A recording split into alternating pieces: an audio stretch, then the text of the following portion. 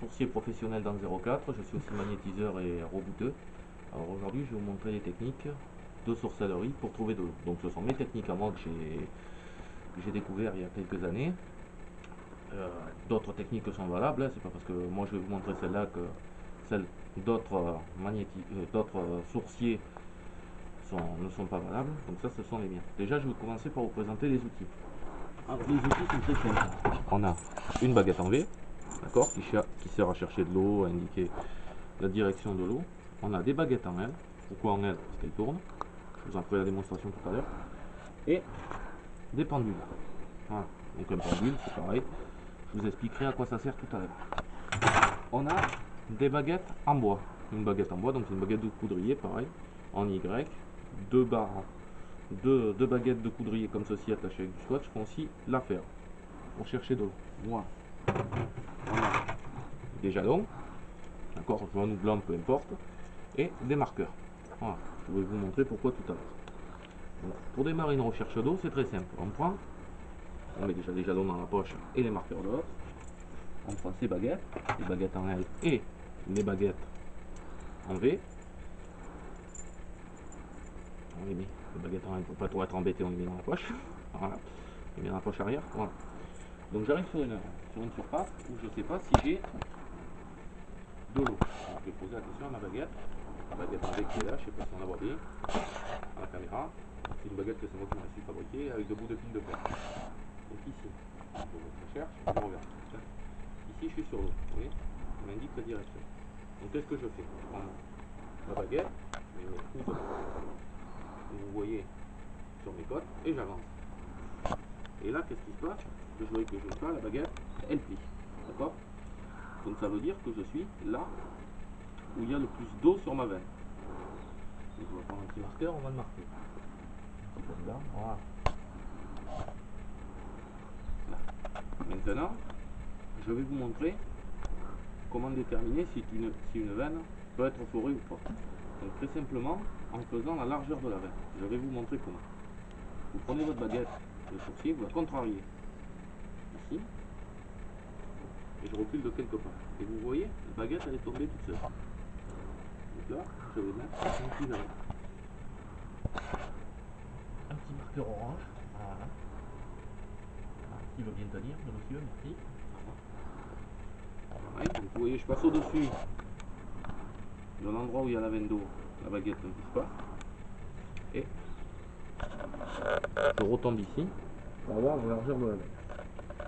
Donc entre les deux baguettes oranges qui sont ici et là-bas, ça nous donne la largeur de la veine. Donc elle est très intéressante. Maintenant, savoir de quel côté l'eau vient. Donc avec une baguette en V, on peut le faire très bien avec les baguettes en V, je vais vous en faire une démonstration après. Ici, vous voyez, je suis sur l'eau. Je me mets en amont de l'eau. Et vous voyez la baguette? Je ne triche pas. Vous voyez? La baguette, elle tourne toute seule, elle revient vers moi. Donc ce qui veut dire que l'eau descend dans cette position, dans cette direction-là. Je vais faire la démonstration tout de suite. Regardez. Tac.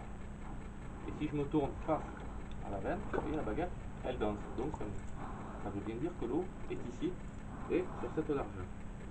Donc je vais vous faire la démonstration maintenant avec les baguettes en L. Donc je les appelle en L bien entendu parce que c'est un modèle comme je disais tout à l'heure. Hein, pareil, c'est deux baguettes d'étendoir à linge. Vous ne laissez pas enquiquiner parce que vous trouvez sur internet. Vous pouvez très bien vous les bricoler, les baguettes ça marche très bien, c'est votre propre magnétisme et le magnétisme de l'eau. Quand elles sont en contact, c'est ça qui les fait plus, tout simplement. Donc ne vous laissez pas embêter par ce que vous trouvez sur internet.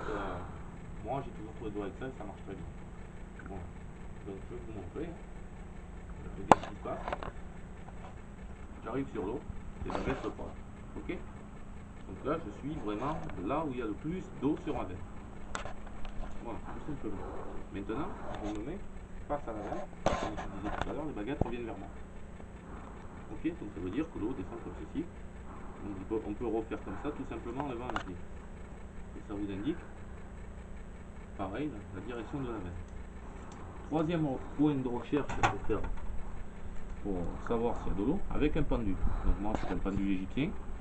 Il y a différentes sortes de pendules, hein, donc en cristal.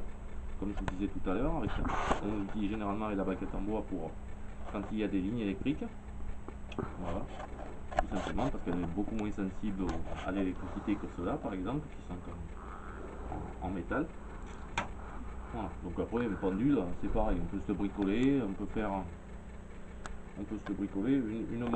office de pendule, une clé, un boulon attaché avec une ficelle peut faire office de pendule. Il faut que ça soit quelque chose d'assez lourd et, et avec une ficelle assez longue. Voilà. Donc pour montrer que je ne triche pas, hein, bien entendu, voilà. J'entoure autour de mon dos, vous voyez. Donc là je vais reculer tranquillement. Et dès que j'arrive sur le point d'eau, vous voyez, le pendule il tourne. Je ne sais pas si on le voit bien à la caméra. Voilà, le pendule il tourne. Je peux reculer de quelques centimètres. Le pendule il arrête de tourner. Voilà. Et ici. Donc là je suis sur l'eau. Alors ce que je vais faire maintenant, c'est que je vais prendre la profondeur de l'eau. Tout simplement. Je vais prendre la profondeur de l'eau. Donc comme vous voyez, j'ai mon petit pendule. J'ai mon cadran, gradué de 0 à 18 000. D'accord. Donc 0 mètres, 18 000, 18 mètres, pardon, je vais y arriver.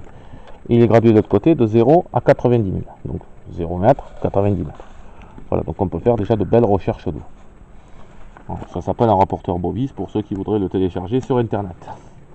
Et là, je prends mon pendule et j'y pose la question dans ma tête.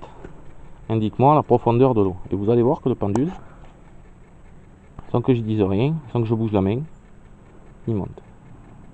Et là, on est sur les chiffres à peu près entre 15 et 16 mètres, grosso modo. Donc là, je sais que l'eau est à 16 mètres. Voilà.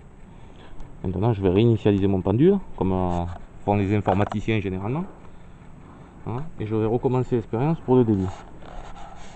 Voilà. Donc, on pose la question fatidique. Indique-moi le débit en mètres cubeurs. Mètres cubeurs, le débit, il est à peu près 7 à 8 mètres cubeurs. Voilà. Tout simplement. Donc vous avez vu, j'ai pas bougé la main, j'ai pas fait quoi que ce soit. Et ça marche très bien. Je vais vous montrer qu'on peut très bien faire avec un boulon et une ficelle. Donc je vais chercher. Vous voyez, c'est un bout de tube que j'ai coupé. C'est un bout de tube que j'ai coupé, que j'ai attaché avec une ficelle. D'accord. Bon, c'est un morceau de tube que j'ai coupé avec une ficelle. Et on va réitérer l'expérience. Et vous voyez, je tombe pareil sur le même chiffre que tout à l'heure. Entre 15 et 16 mètres. Vous voyez, ce que je vous disais, c'était entre 15 et 16, comme tout à l'heure. Donc c'est pour bien vous prouver que un pendule est tout à fait facultatif.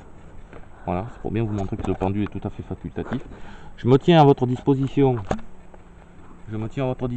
Pour tout renseignement sur la sorcellerie, si vous voulez savoir si vous avez le don ou pas. Et pour le magnétisme et le reboutement aussi, je me tiens à votre disposition. Donc veuillez me contacter au 06 71 28 25 43. Et merci d'avoir regardé cette vidéo.